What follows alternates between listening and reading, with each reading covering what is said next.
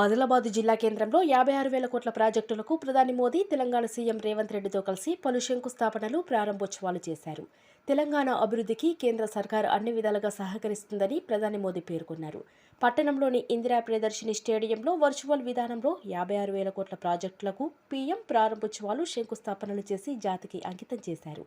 రాష్ట్రాభివృద్ధికి Telangana ప్రభుత్వంకు CM Revanth రెడ్డికి సంపూర్ణంగా సహకరిస్తామని చెప్పారు.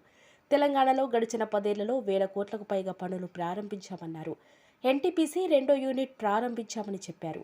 దీంతో 800 మెగావాట్ల విద్యుత్ ఉత్పత్తి చేస్తుందని వెల్లడించారు. పేదలు, దళితులు, ఆదివాసీల అభివృద్ధికి తమ ప్రభుత్వం కృషి చేస్తుందని తెలిపారు. గత 10 ఏళ్లలో 25 కోట్ల మంది పేదరికం నుంచి బయటపడ్డారని పేర్కొన్నారు.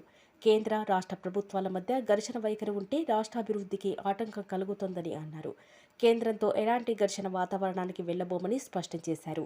రాష్ట్ర అభివృద్ధి కోసం కేంద్రంతో కలిసి ముందుకు వెళ్తామని సీఎం రేవంత్ రెడ్డి చెప్పారు.